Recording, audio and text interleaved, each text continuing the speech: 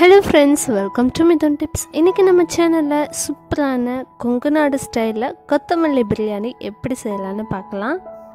இந்த ரெசிபி எப்படி செய்யறதுன்னு பார்க்கிறதுக்கு முன்னாடி நம்ம சேனலை இன்னும் நீங்க சப்ஸ்கிரைப் பண்ணலனா மறக்காம கீழ இருக்க ரெட் பட்டன் பிரஸ் பண்ணிக்கோங்க. அப்படியே பக்கத்துல இருக்க பெல் ஐகானும் பிரஸ் பண்ணிக்கோங்க.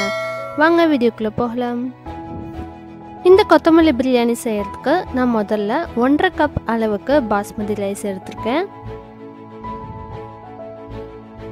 நீங்கள் நார்மல் ரைஸ் கூட எடுத்துக்கலாம் அல்லது சீரக சம்பால செஞ்சாலும் இன்னுமே நல்ல சுவை கொடுக்கும். இப்போது இதை வந்துட்டு ஒரு 20 to 30 மினிட்ஸ் அளவுக்கு ஊற வச்சிடலாம். அடுத்தது இந்த சாதம் செய்கிறதுக்கு முக்கியமாக நம்ம அரைக்க வேண்டிய பொருட்கள் என்னென்னு பார்த்துடலாம். ஒரு கைப்பிடி அளவுக்கு புதினா இலைகள், 10 சின்ன வெங்காயம், 2 பச்சை மிளகாய். நீங்கள் பச்சை மிளகாய் வந்து கூட குறைய எடுத்துக்கலாம். அதுக்கப்புறம் 4 ஏலக்காய் எடுத்திருக்கேன்.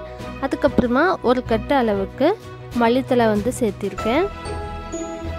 இப்போ இது எல்லாத்தையும் ஒரு மிக்ஸி ஜாரில் ட்ரான்ஸ்ஃபர் பண்ணிக்கலாம்.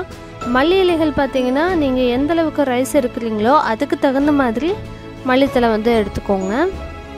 ஸோ இப்போ இது எல்லாத்தையும் நல்லா வந்து அரைச்சி எடுத்துக்கலாம். அடுத்து நம்ம ஒரு குக்கர் ஹீட் பண்ணிட்டு அதில் தேவையான அளவுக்கு எண்ணெய் சேர்த்திக்கோங்க. எண்ணெய் அல்லது நெய் எது வேணும்னாலும் சேர்த்திடலாம். இது நல்லா சூடானதுக்கப்புறமா 3 ஏலக்காய், ஒரு துண்டு பட்டை, 2 கிராம்பு, 1 டீஸ்பூன் அளவுக்கு சோம்பு, ஒரு பிரிஞ்சி இலை, அதுக்கப்புறம் ஒரு நட்சத்திர சோம்பு, இது எல்லாத்தையும் சேர்த்து நல்லா பொரிச்சதுக்கப்புறமா 2 மீடியம் சைஸ் வெங்காயத்தை நீட்டை வாக்கில் கட் பண்ணி வச்சுருந்தேன். அதையும் ஆட் பண்ணிவிட்டு நல்லா வந்து ஃப்ரை பண்ணி விட்டுக்கலாம். இது கூட முந்திரி பருப்பு வந்து உங்களுக்கு எந்த அளவுக்கு தேவையோ அதுக்கு தகுந்த மாதிரி சேர்த்திக்கோங்க. நான் ஒரு 6-7 பருப்பு சேர்த்திருக்கேன். இதை எல்லாத்தையும் நல்லா வதக்கி விட்டுக்கலாம். நல்லா கோல்டன் கலர் ஆகிற வரைக்கும் வெங்காயத்தை நல்லா வதக்கி விட்டுக்கோங்க.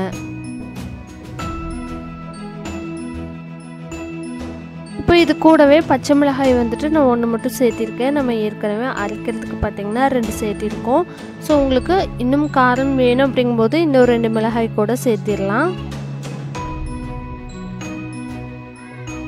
இப்போ வெங்காயம் நல்லா வதங்கிருச்சு. இந்த ஸ்டேஜில் நம்ம இஞ்சி பூண்டு விழுது 1 டேபிள் ஸ்பூன் அளவுக்கு சேர்த்திக்கோங்க.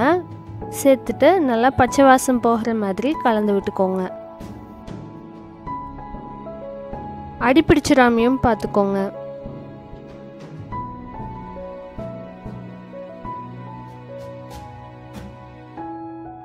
அப்போ இதை எல்லாத்தையும் நல்லா வந்து மிக்ஸ் பண்ணி விட்டுறலாம்.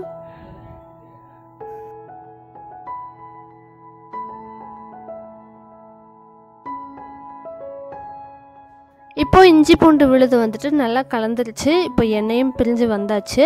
அடுத்தது இது கூட நான் தக்காளி ஆட் பண்ணுறேன். 2 தக்காளி பொடியாக நறுக்குனது சேர்த்திருக்கேன். நீங்கள் லெமன் ஜூஸ் ஆட் பண்ணுற மாதிரி இருந்தால் தக்காளியை வந்துட்டு ஸ்கிப் பண்ணிடுங்க. ஒரு சின்ன சைஸ் லெமன் வந்துட்டு ஜூஸ் மட்டும் எடுத்து சேர்த்திடலாம். இப்போது தக்காளியும் பார்த்திங்கன்னா நல்லா வதங்கி வரணும். அதுக்காக கொஞ்சமாக உப்பு சேர்த்திடலாம்.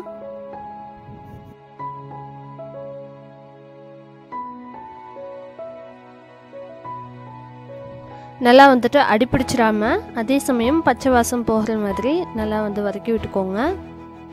இப்போ எண்ணெய் பிரிஞ்சு வர்றதுக்கும் ஆரம்பிச்சிருச்சு. இந்த ஸ்டேஜில் நம்ம அரைச்சி வச்சுருந்தோம் இல்லையா, புதினா, மல்லி இலைகள், அதுக்கப்புறமா ஏலக்காய், சின்ன வெங்காயம், பச்சை மிளகாய், இது எல்லாத்தையும் நல்லா மிக்சியில் அடித்து வச்சுருந்தோம். அதையும் இது கூட சேர்த்திடலாம். சேர்த்துட்டு பச்சை வாசம் போகிற வரைக்கும் எண்ணெய் பிரிஞ்சு வர்ற வரைக்கும் நல்லா வதக்கி விட்டுக்கோங்க.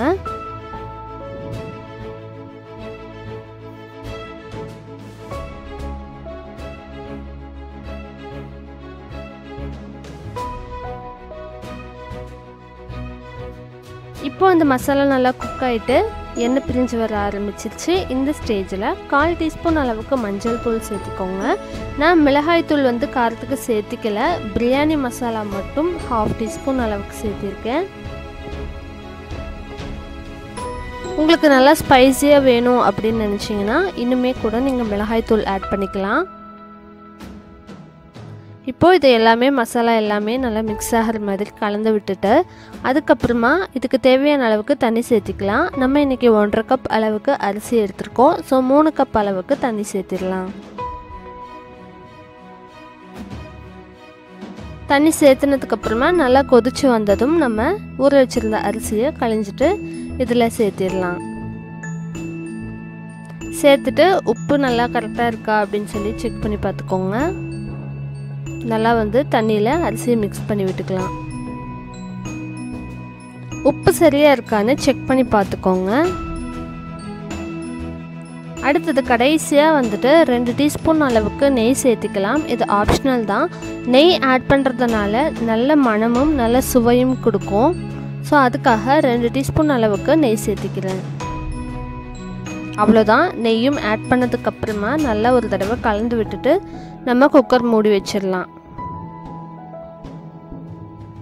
மூடி வச்சு ஒரு 2 விசில் விட்டாலே போதும். நல்லா வந்துட்டு குக் ஆயிரும். இதுக்கு சைட் டிஷ் பார்த்திங்கன்னா தயிர் ரைத்தா நல்லாயிருக்கும்.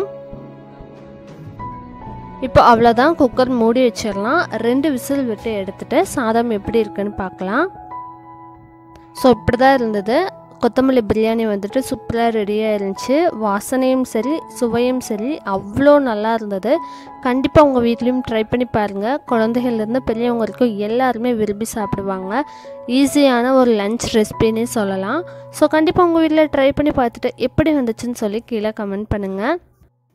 இந்த ரெசிபி உங்களுக்கு பிடிச்சிருந்தா நீங்கள் ட்ரை பண்ணி பார்த்துட்டு உங்கள் ஃப்ரெண்ட்ஸ் அண்ட் ஃபேமிலிக்கும் ஷேர் பண்ணுங்கள். நம்ம சேனலை இன்னும் நீங்கள் சப்ஸ்கிரைப் பண்ணலைன்னா மறக்காமல் கீழே இருக்க ரெட் பட்டன் ப்ரெஸ் பண்ணிக்கோங்க. தேங்க்ஸ் ஃபார் வாட்சிங்.